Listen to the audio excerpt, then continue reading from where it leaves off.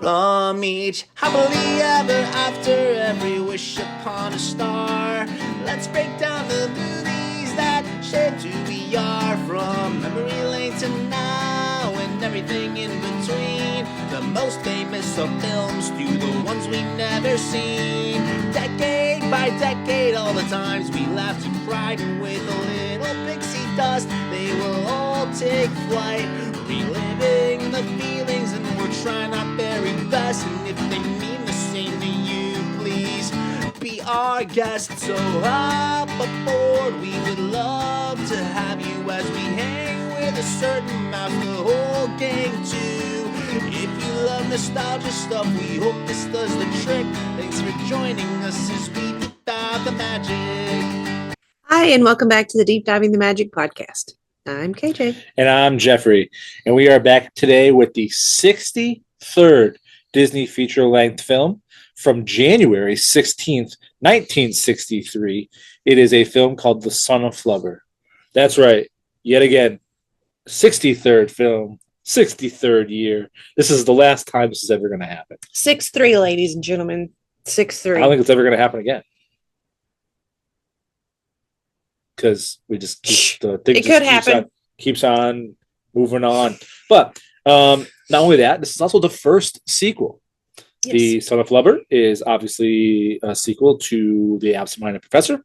Won't give it away. Flubber. It is also the return of Fred McMurray and the rest of the cast from The Absent-Minded Professor. And, of course, our friend Tommy Kirk, who has legit been in every movie ever. Would you like to start us off with a synopsis and maybe some thoughts about The Son of Flubber, the sequel? Yes. So, when Professor Brainerd experiments further on Flubber derivatives, he gets in trouble and only his students can help. Part 2.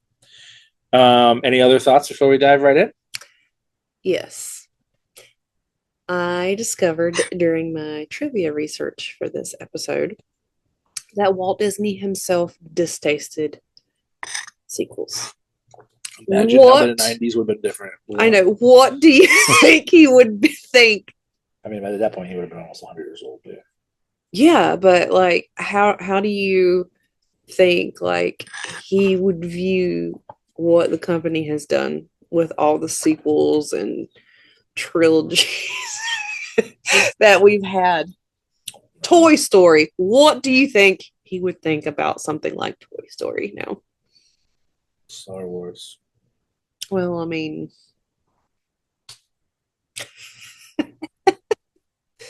yeah, so I thought that was very interesting. I do have some other trivia bits, but I don't know, like, do you want me to dive into those now? No, we'll just wait. Or after? After is fine. Okay. Or you can sprinkle them in, whatever. Okay. All right, so you want to go ahead and start off? Sure. All right, so we start off. We see some U.S. Air Force planes flying. Oh, this is another black and white film. Correct. Sorry. It was like later colorized, but yeah. So we see some U.S. Air Force films that are flying next to the flying Flubbermobile again, which is flying to Boston. Just kidding. Washington. We see that Professor Ned, and his favorite student Biff, which is of course Fred McMurray and Tommy Kirk, who are flying the car. But this time, Washington's expecting them, unlike their last film. They are there to see the Department of Defense. Ned is looking for money for the college. But the federal people are telling them that he should wait because this whole thing is top secret.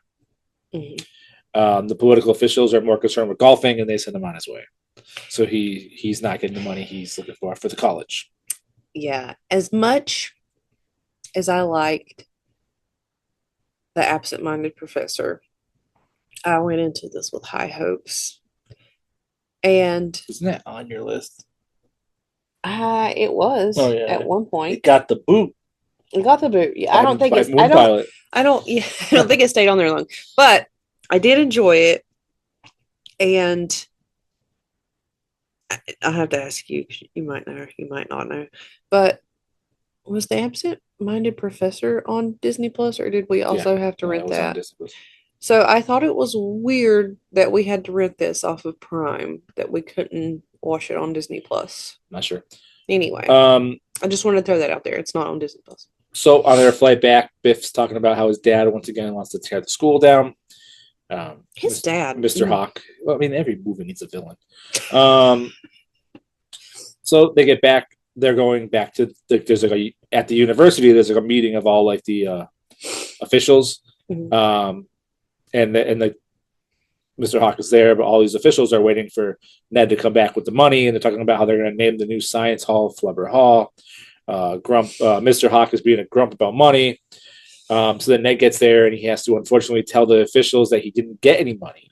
Yes. Much to Mr. Hawk's excitement.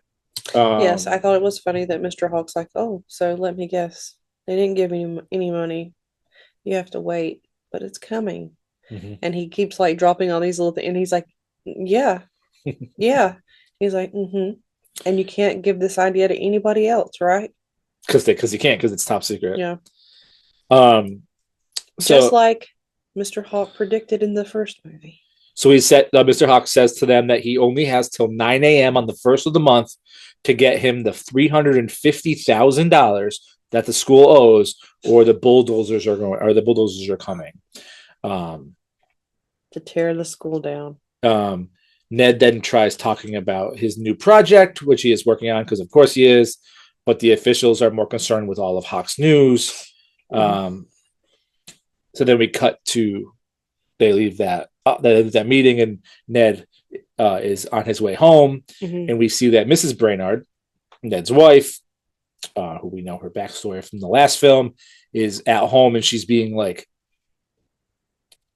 wooed by like these like business people. They are like giving her fancy pearls, fancy clothes, a fancy dog, a check, which we know from the Shaggy dog that Fred McMurray doesn't really like dogs, even though they have a dog in this film. Like they are like all they have to do. I was kind of sad that the dog didn't really like have as much of a part in this movie as he did during the first one. He does go on like the whatever. We'll get there. But all they have to do is they have to like Flubber needs to endorse their products, and then they'll give him a check. All those wonderful things plus a check for $1 million. This movie came out in 1963. The 63rd film in 1963. Guess how much a check for $1 million in 1963 would be worth today. deepdivemagicpad@gmail.com. Go ahead, KJ. Guess. I have no idea. $10,310,000. God, inflation. Yeah. But that's depressing. Ned is concerned that they can't afford all of this.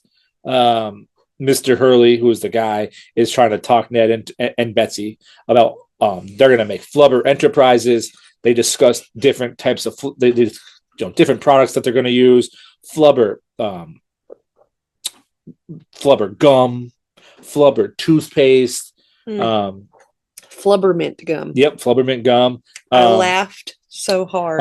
They're gonna Flubberize the modern home with Flubberoleum.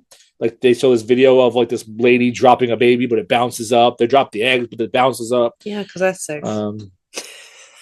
But no matter how impressive the pitch is, they cannot accept due to the prior agreement with the government and the top secret. So there's no $1 million for them, and they will not be able to like listen about this idea anymore. Betsy tries to refuse to give the check back, but they rip it, blah, blah, blah. So then when all these people are leaving, we see this like nicely dressed guy who is the guy who plays Tupper from Toby Tyler a bunch of movies ago. His name is Harker, and he's from Washington, and he comes into the house. Yes. And they're like, IRS. Yeah, he's from the IRS. He's from the Internal Revenue System. So they're like, oh, finally, you're going to give me my money. We haven't seen any money yet. So he does give them a bill for $656,000 from the money that they claimed that they made that they haven't received yet. So now they owe $656,000. Yeah, because we get excited for people and root for people when they estimate that they're gonna bring in this much money. But they haven't received any money from the government to the point where they have to like borrow change to pay the paperboy. They don't have any money. Yeah. And then Um, the IRS guy wants to know what the kid's name is that's delivering the Yeah. paper because he wants to make sure to charge him that he's also reporting to the IRS. reporting his income. Yep. So this causes Ned and I Beth. would not want that guy in charge of my taxes. I mean, how worse could it get? Ned and Betsy get into an argument, which is kind of like a reoccurring theme in this film. Ned then tells her that he has a new science experiment, which is flubber gas that's going to control the weather. But she is not loving this. She's been, she already She missed her wants to wedding how many know, like, times. Yeah. why he can't do something for them instead of something that's going to be so great for everybody Yeah. else. And make money for them because he had quit his job. Yeah. And no woman of mine or whatever. That's later. We then we see Biff is talking to someone from the football team about this science vest that he made preparing for the big game. Did you find it weird that all of a sudden Biff is running experiments? So he's failing he failed out in the last movie, but now all of a sudden he's also like the other main character in this film, like he's the son, but he's not. Yeah. He's like his sidekick. Well, it's Tommy Kirk. But how all of a sudden did you get smart? Did you start applying yourself? Were you smart this whole time? Let me go on a tangent real quick. He didn't seem smart in the first movie. About Tommy. No, we didn't. About Tommy Kirk. All the people that we've spent so much time talking about, we made a big thing about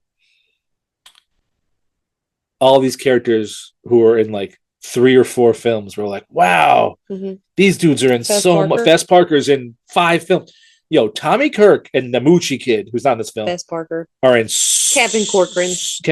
They are in so many films, and they're in so many films coming up. But whatever, that's enough about that. So he is making this this vest for the big game. And then Ned comes out to the lab. He's all distraught about the argument with his wife. So he just kind of allows them to take the tube of the flubber gas to work on their stuff. He doesn't care. But he then turns some cranks and flips some switches to work on his flubber gas experiment. But unfortunately, you have to shoot this flubber gas into a cloud. Yeah. To get the weather to change, but there's no clouds in the sky. So of course there's not, because perfect timing like the last film. So he decides that he's going to shoot his flubber rays into the boiling kettle in the kitchen. Well, he just happened to look over and he saw that the tea kettle had lots of steam coming out, and he's like, well. Yep. So he's going to... Could you imagine being married to someone like that?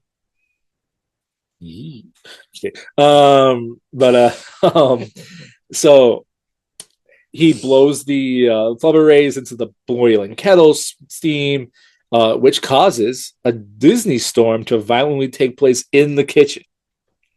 The poor dog. Yep, it scares the poor dog. The poor dog is in the kitchen. It's thundering. He runs up underneath. No, it wasn't a table. It was a refrigerator from back then. And he's hiding underneath it, trying to get away from the storm. But he's stuck inside with it. So it drenches the floor, and then Betsy comes in and blames the pup for peeing on the floor. The poor dog, like you said. But he didn't. He was a good dog. Ned is so excited that he got his experiment to work. But then Betsy argues with him some more when he's trying to tell her about it. And she says that he has to get ready because company is coming at 7:00. He's like, company. And of course, he's like me. We can't have a film without a throwback, because this is a sequel. Shelby, who, again, if you're watching this for the first time, please pause this and go back and watch the first one. We'll wait.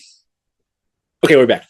So now you all know who Shelby is because you watched the last one. But Shelby is the suitor. Yeah. He's Betsy's suitor from the rival school in the previous film. So he's coming over for dinner. And Brainerd's not happy about it. No, Ned's not happy. Yeah. So I thought it was funny. The wife invites Shelby. Brainerd's not happy about it. No. Fast forward, Shelby walks into the house. And who does he bring? Ned's ex.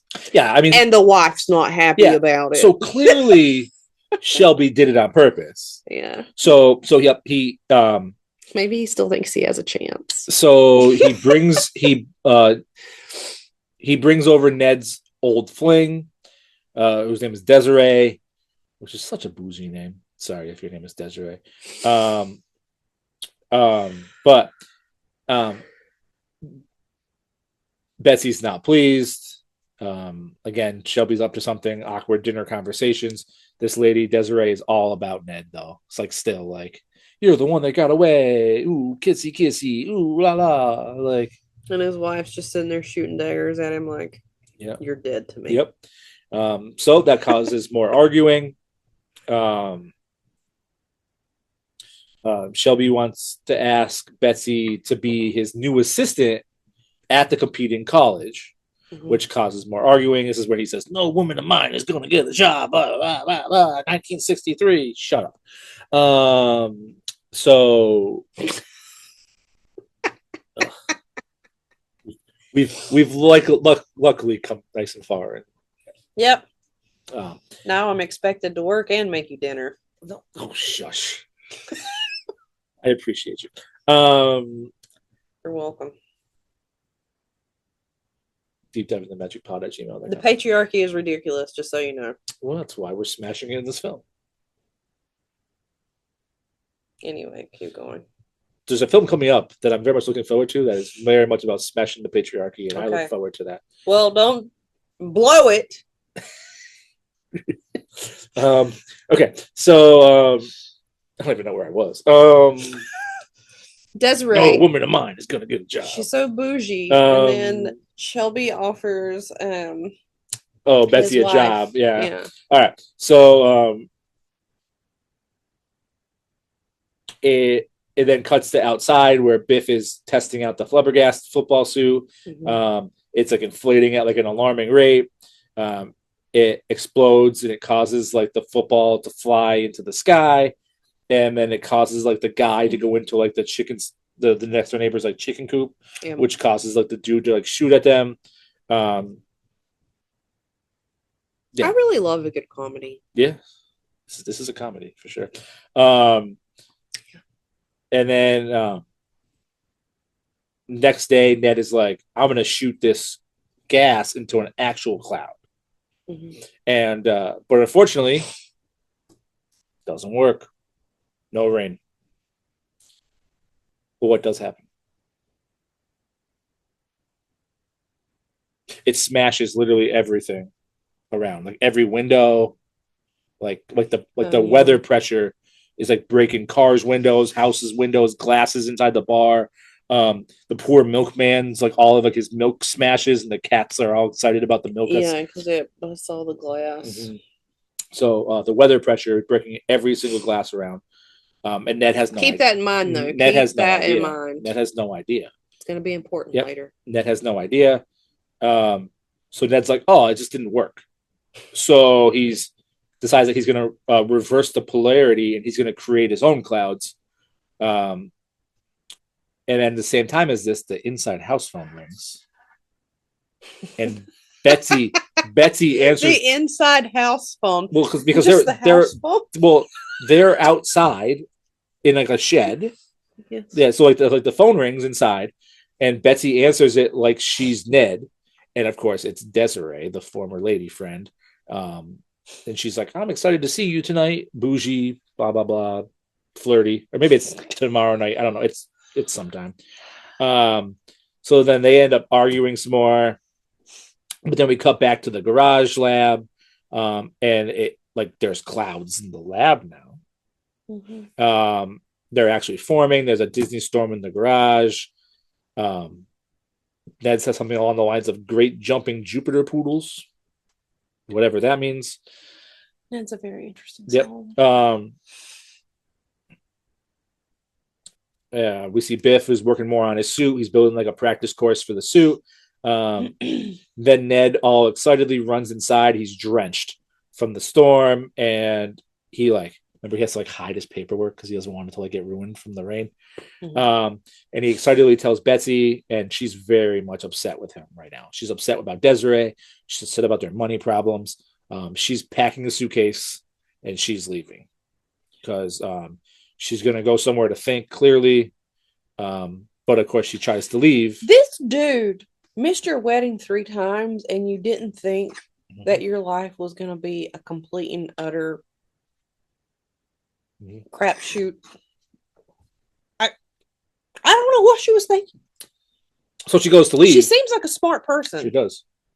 I mean, she has suitors. So does he. Desiree. Oh, God. So she goes to leave, and she can't leave because the windows of her car are smashed from the pressure machine.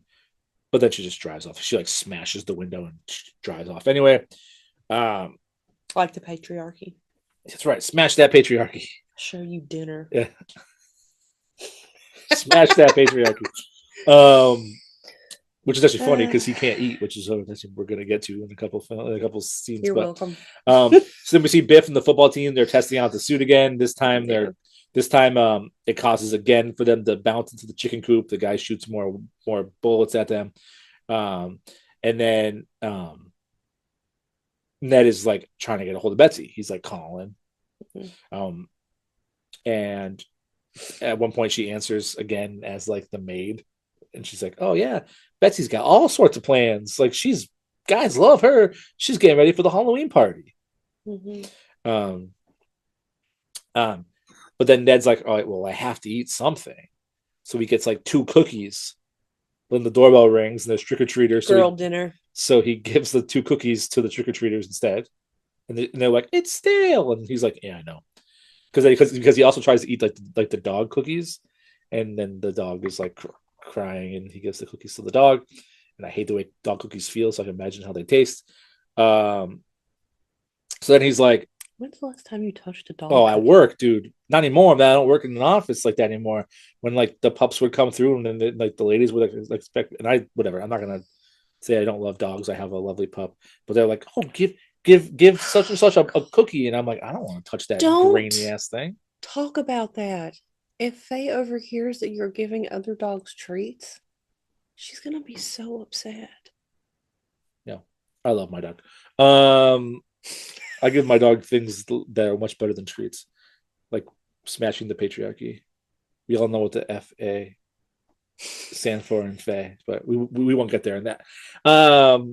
So now that KJ is on a laughing fit because so he gives away his last food to trick-or-treaters. So and then Biff and his friend come over and they're like, "Hey, we have to eat something."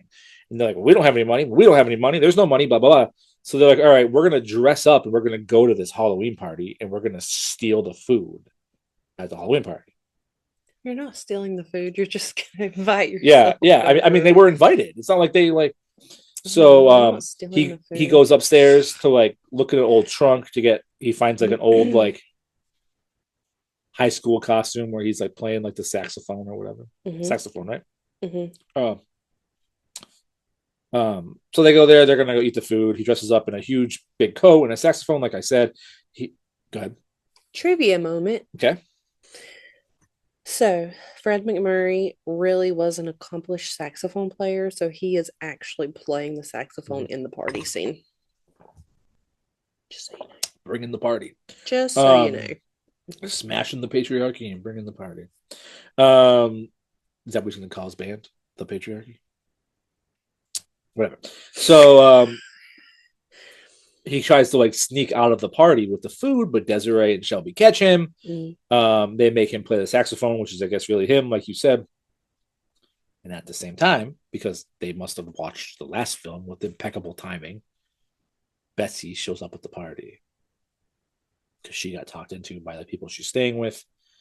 And then she finds Ned, who's playing the saxophone to a lovingly dancing Desiree.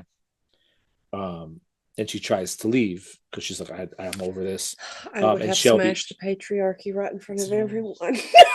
Is that the thing with the saxophone? Yes. And then, but Shelby won't let her leave, which causes another fight between the Brainards. And then she storms out. But Shelby's like, I'm going to give you a ride. Shelby. Yeah, because he's a jerk. He's going to give her a ride. But then they get to the house. His game doesn't work. Shelby's like going inside by herself. She wants nothing to do with him. But then, so Shelby has to leave by himself. Betty goes back inside, not Shelby. I'm sorry, yeah, Betsy goes back inside. Betsy, sorry. Shelby has to leave by himself. And if you remember from the last film, Ned brings it back where he takes his flying Flubbermobile and he bounces it on top of the car, causing causing the car to like speed up. Like Shelby's like taking off and he's all upset. And then he shoots his Flubber rays inside of the car, which is surprising that it didn't break the windshield. I just thought of that. It didn't like break the glass. He changed the frequency. Yeah, that's right. He changed. Yeah, that's true. So he shoots it inside of the car, which causes a Disney storm inside the car. Talk about a wet ride. This is where I wrote down that the good thing his Halloween costume was a sea creature. Because his car is flooding. So the lightning storm causes the lightning storm in the car causes him to drive out of control and fill up with water, like fill all the way up with water. And then it crashes into the brand new cop car from the exact same cops from the last film, the ones that saw the talking dog. And they spilled coffee all over themselves again.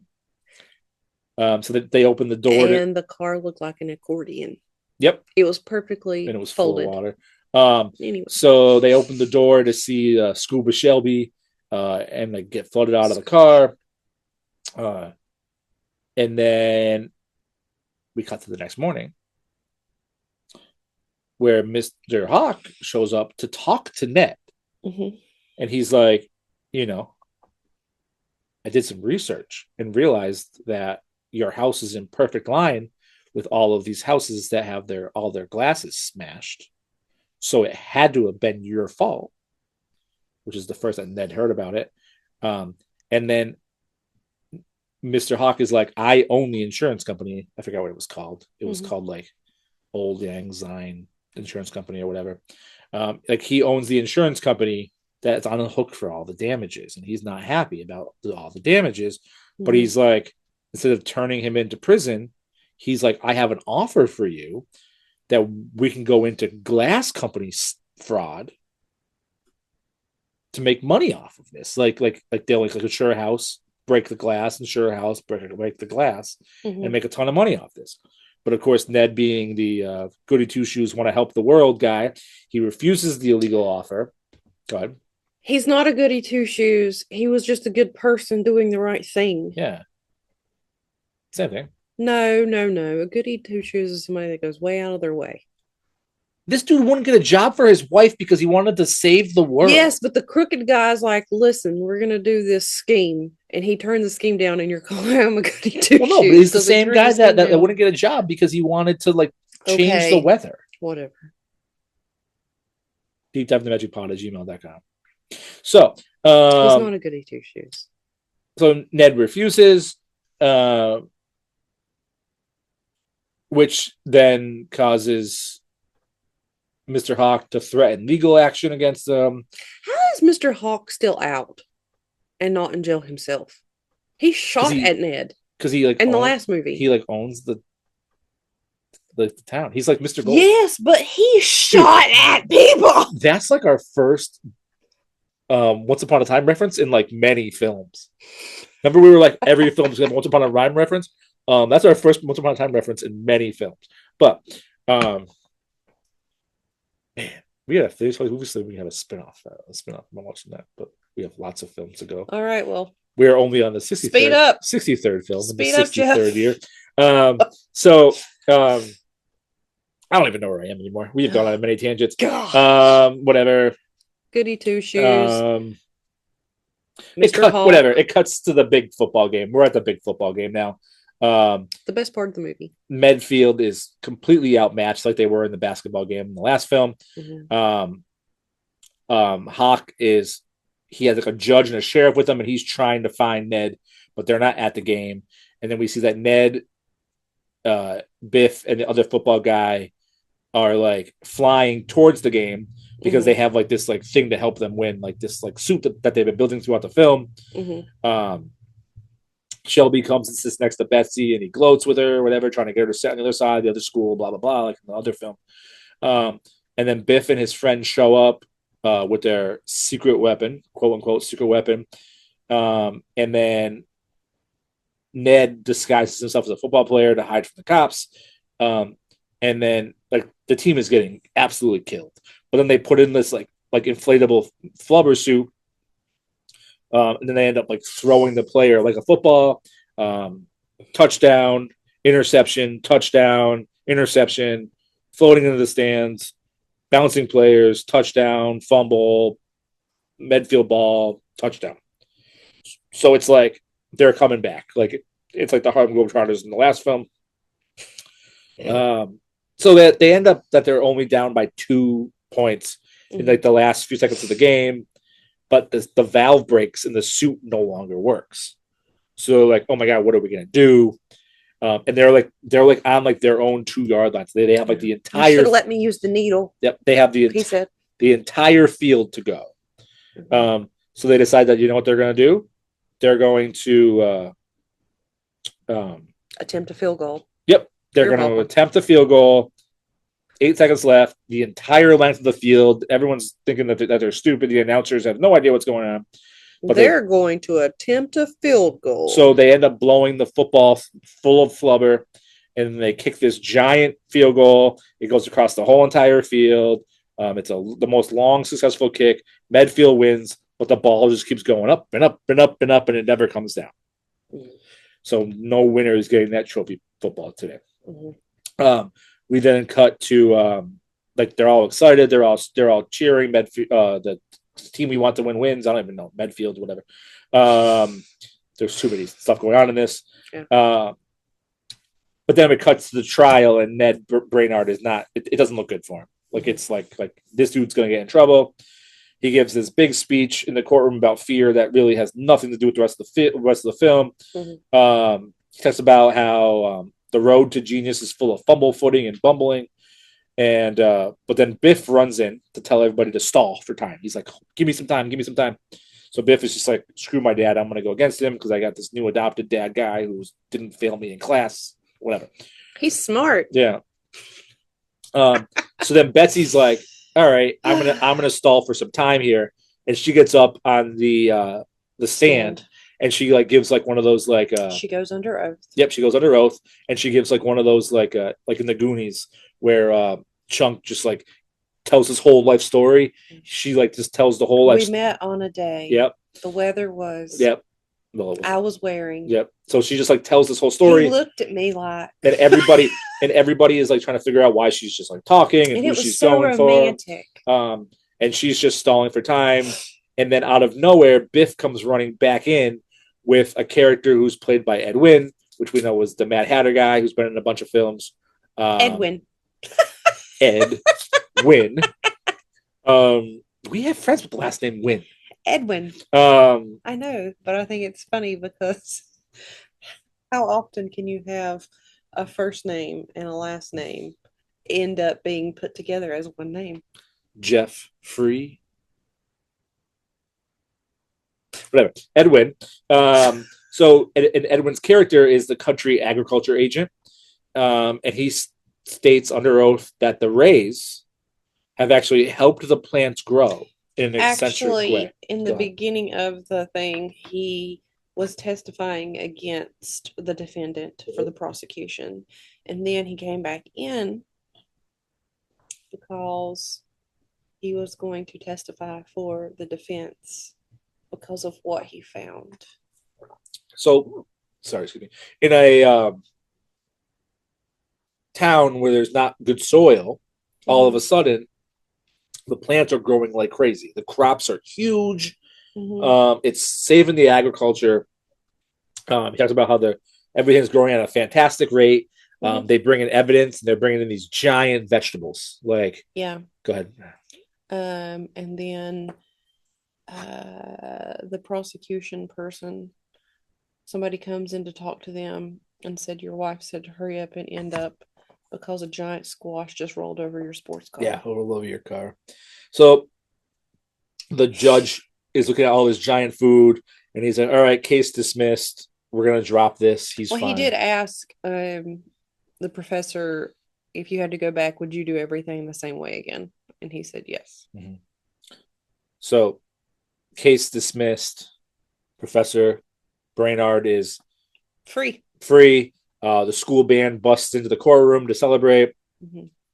And then on the next with scene, giant vegetables and produce. That's right. Imagine. Okay. Anyway. The next scene cuts to Mr. and Mrs. Brainard together again, no longer fighting, and they're flying in their flying car, and they kiss, and then the football goes flying back past them into space because it's still going. It's probably still going today. Yeah, even through the credits, it was going 60 years later. Yeah, I don't know why we haven't seen that in one of the space pictures recently. It's true. And the end. Yeah. So, tell me about this sequel. I very much enjoyed it. Okay. But one last trivia thing that I found that I thought was quite smash the patriarchy. So, that I thought was quite funny. So in a marketing tie-in attempt for the movie, Hasbro Toys, in cooperation with Disney, issued a toy version of Flubber, marketed just before Christmas time in 1962. So right before this movie came out. And similar to Silly Putty, it could be used to bounce like a ball and make comic imprints. The mixture was the 60s. Yeah.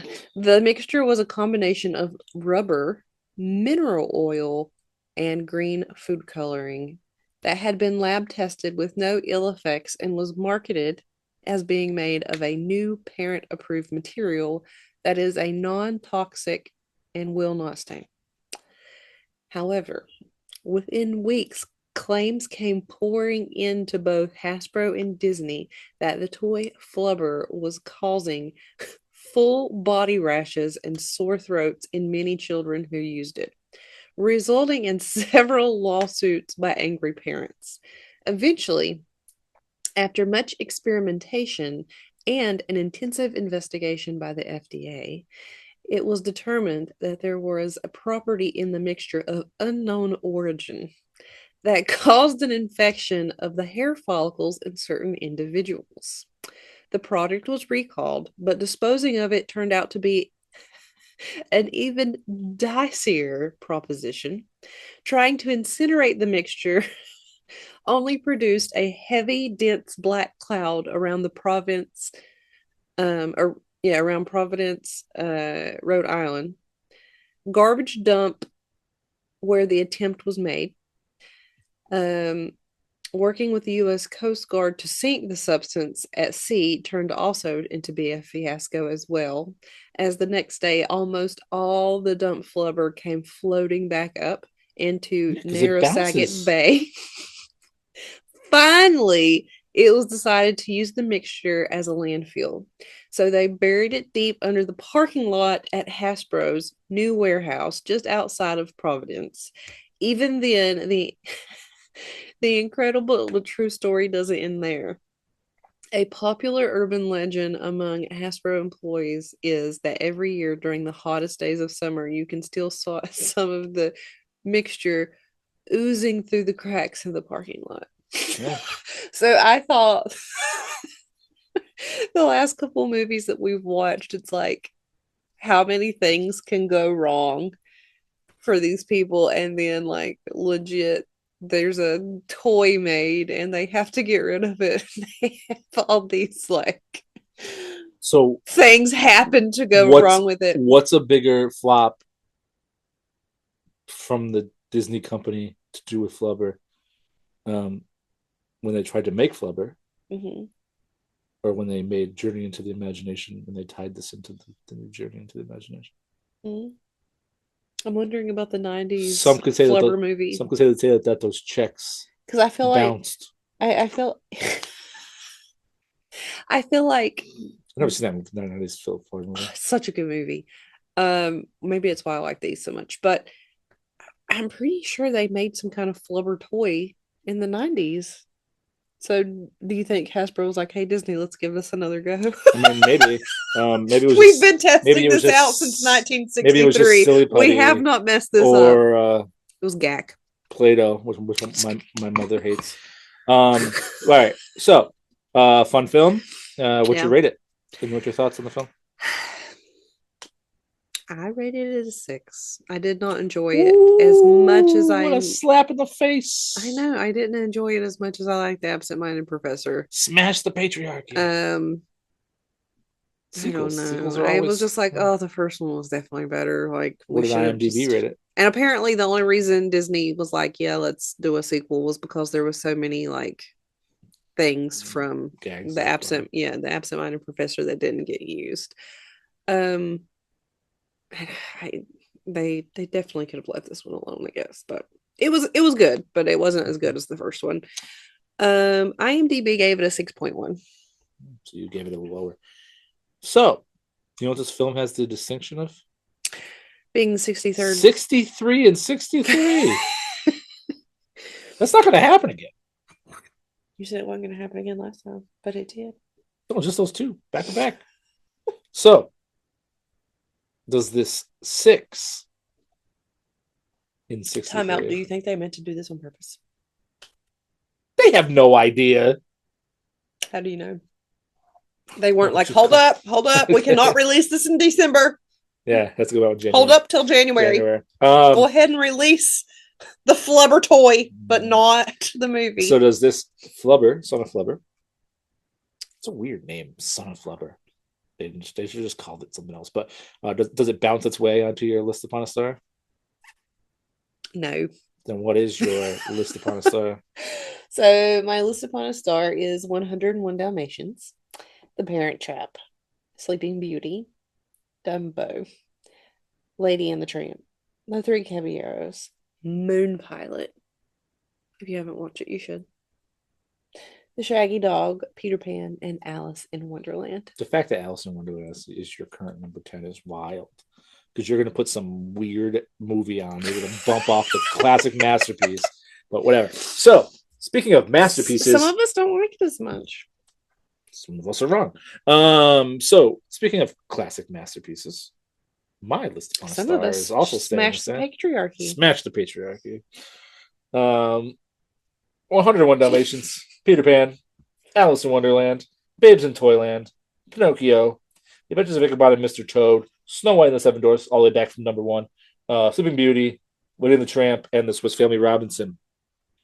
Thanks for watching. Thanks for letting us get off track.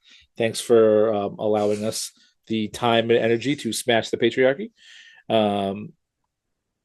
If you are part of the patriarchy, I guess you can still watch our episodes. I don't know. But either way. Keep your patriarchal bullcrap to yourself. Yeah. So we're on YouTube, we're on Spotify, we're on Instagram, deepdiveinthemagicpod@gmail.com. But truly, we do appreciate you hanging out with us. We do appreciate you watching our nonsense. Listening to our tangents. Yep, listen to our tangents. On our next film, we are moving over from January to March of 1963 for the 64th film, and it is The Miracle of the White Stallions. So we look forward to diving into that with you. Thanks for deep diving the magic. Bye.